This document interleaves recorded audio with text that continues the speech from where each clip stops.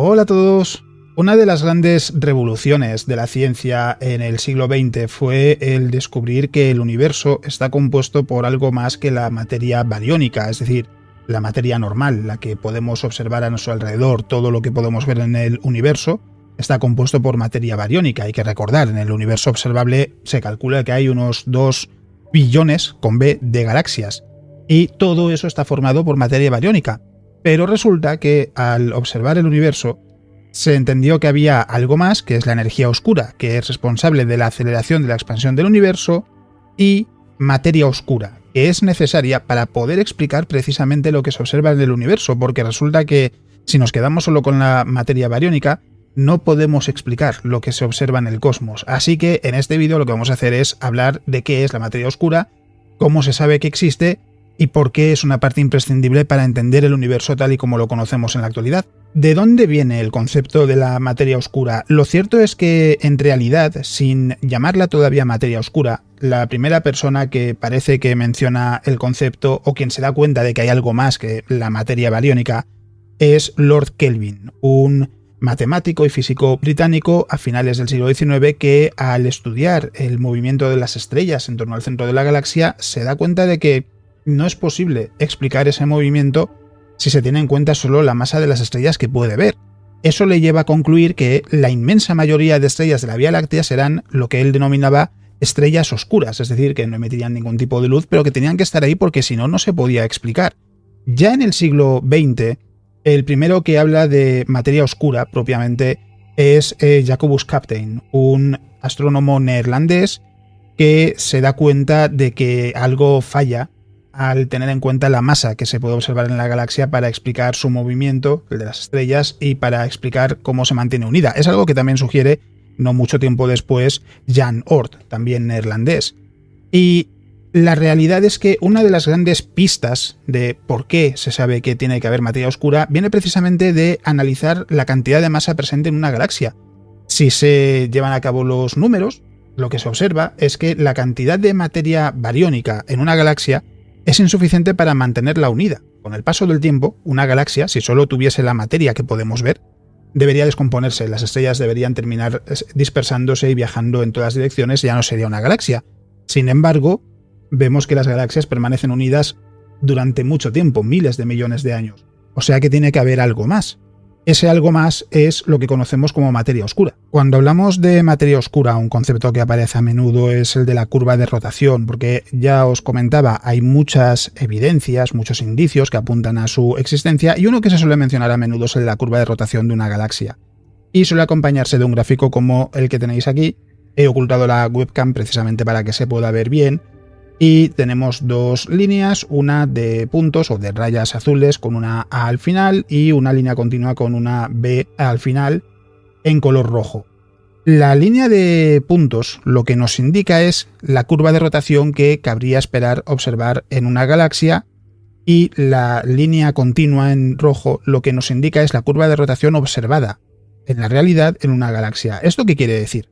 Una curva de rotación no es más que simplemente a qué velocidad va rotando todo aquello que hay en una galaxia a medida que nos vamos alejando del centro. De hecho, el propio esquema lo muestra. Hacia arriba tenemos la velocidad y hacia la derecha la distancia. Aquí lo que cabría esperar es que a medida que nos alejamos, las estrellas más lejanas del centro de la galaxia roten más lentamente.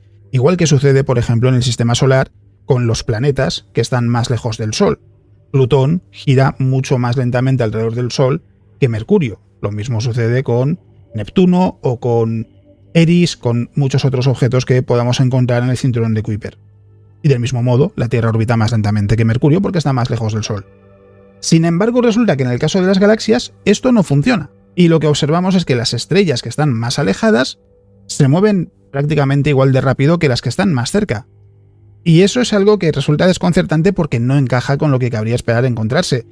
Para poder explicar esa curva de rotación, la única explicación posible es que tiene que haber mucha más masa de la que se puede observar, y esto en realidad nos lleva a hablar de dos figuras diferentes. Por un lado, la de Fritz Zwicky, un astrofísico suizo que en 1933 planteó la existencia de materia oscura al estudiar un cúmulo de galaxias, porque se dio cuenta estudiando el cúmulo de galaxias Coma, de que tenía que tener unas 400 veces más masa de lo que se podía ver para poder explicar el movimiento de las galaxias dentro del cúmulo.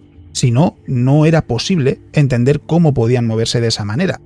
Y por supuesto, la otra figura es la de Vera Rubin. En esta imagen aparecen Vera Rubin y John Glenn. Y os decía, Vera Rubin es una de las grandes figuras del mundo de la materia oscura, seguramente la más grande.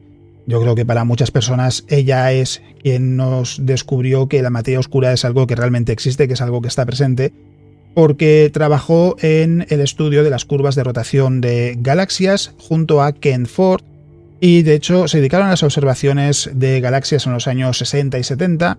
En los años 80 publican un estudio en el que lo que explican es que si se tiene en cuenta cuál es la curva de rotación de las galaxias frente a lo que cabría esperar, que es lo que veíamos en el gráfico anterior, la única explicación posible es que tiene que haber materia oscura y que es unas 6 veces más abundante que la materia bariónica. Esto nos lleva brevemente a hablar de la composición del universo, ya lo hicimos también en el vídeo de la energía oscura, y a recordar que el universo está compuesto en un 5% de materia bariónica, que es la materia que podemos ver, es la materia normal. Todo lo que podemos ver en el universo, absolutamente todo, está compuesto por materia bariónica y es tan solo el 5% del cosmos. El 95% restante nos es invisible porque no interactúa con el espectro electromagnético. Y es, por un lado, energía oscura, que supone el 67% del universo y que es el responsable de la aceleración de la expansión del universo, y por otro lado, un 28% de materia oscura.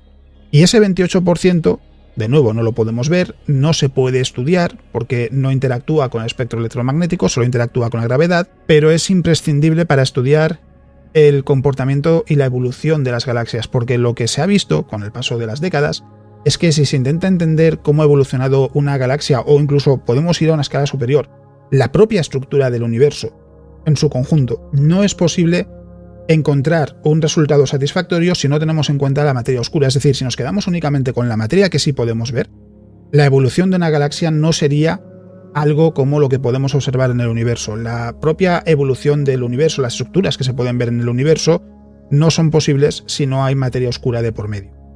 Esto es algo que por un lado resulta muy interesante y por otro lado en los últimos años también puede resultar confuso, porque sin embargo se han publicado estudios que dicen que hay algunas galaxias que no parecen tener materia oscura, y esto al final lo que me lleva es hablar de que es un campo de investigación muy activo, porque por un lado se quiere entender cuanto más sea posible de la materia oscura y por otro lado también se quiere entender su distribución y si realmente es algo que está presente en todas partes. Otra forma de saber que la materia oscura está ahí, al margen de, como mencionaba, como hizo Fritz Zwicky, el estudio de los cúmulos de galaxias y ver el movimiento que describen y si encaja con la cantidad de masa que se puede observar, es por ejemplo la lente gravitacional.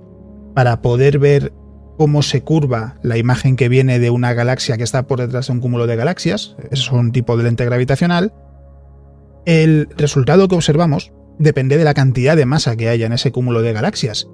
Si no encaja con la masa que podemos ver, quiere decir que hay más masa necesaria para poder producir el efecto deseado. En este caso que estamos viendo es precisamente una lente gravitacional, una galaxia trasera, la que estamos viendo en el centro de la imagen, que está deformada en forma de anillo o de herradura alrededor de esa galaxia, porque su gravedad deforma la imagen de la galaxia que se encuentra por detrás. Y de hecho en realidad es muy útil porque permite ver una galaxia que a lo mejor, si no estuviese de por medio esta galaxia para ampliarla como si fuese una lupa, sería demasiado tenue. En este caso en particular seguramente no, pero hay casos en los que sí es así, que gracias a la lente gravitacional se puede ver mejor una galaxia, o se puede llegar a ver, y si no fuese por ello, no sería capaz de detectarse con la tecnología que tenemos en el presente. Y ese es otro ejemplo de cómo la materia oscura se puede intuir que está en el universo y cómo puede ser útil para el estudio del propio universo. Dicho esto, claro, ¿qué es la materia oscura? Se han planteado muchas variantes, muchas posibilidades. Se ha hablado, por ejemplo, de que podrían ser agujeros negros primordiales.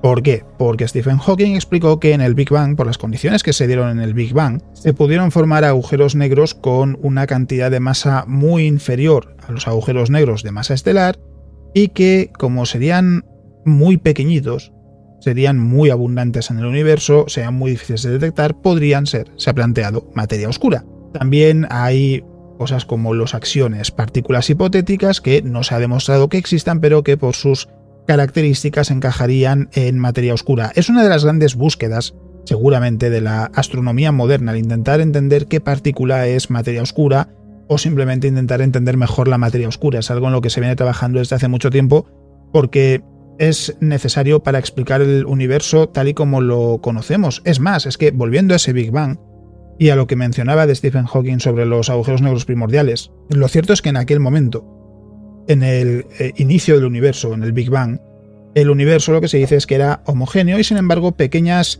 diferencias provocaron que poco a poco tuviese estructura, que la materia se fuese acumulando en determinados lugares. Aquí la historia es que en aquel momento lo que dominaba en el universo era la radiación y la materia ordinaria se ve afectada por la radiación, pero no es algo que provoque que se pueda acumular en un lugar y pueda terminar colapsando para formar estructuras como las galaxias, los cúmulos de galaxias que podemos observar. Hace falta algo más, hace falta algo que no se vea afectado por la radiación, que sí pueda terminar desencadenando esas anomalías, ese comportamiento en el universo para dar lugar a la creación de grandes estructuras. Y ese algo es la materia oscura porque no interactúa con la radiación electromagnética a diferencia de la materia ordinaria. Es decir, es que el propio universo tal y como lo conocemos no se puede explicar sin la presencia de materia oscura y eso es lo que lo hace tan interesante. Además de que, por supuesto, si se pudiese trabajar con la materia oscura directamente, si se pudiese estudiar de alguna manera, la comprensión que adquiriríamos sobre el universo sería mucho más grande de la que tenemos ahora mismo, en cuanto a que ahora mismo se puede intuir dónde está la materia oscura, cómo está distribuida en base a lo que se puede observar, pero hay que realizar suposiciones sobre su naturaleza y algunas sin duda serán correctas, pero habrá otras que no serán correctas y solo se sabrá cuando se pueda entender mejor. Así que por eso es uno de los grandes campos de investigación de los últimos años y lo seguirá siendo en las próximas décadas. Así que ahora ya sabéis qué es la materia oscura, por qué es tan importante al hablar de la composición del universo y para poder explicar lo que se observa en el universo.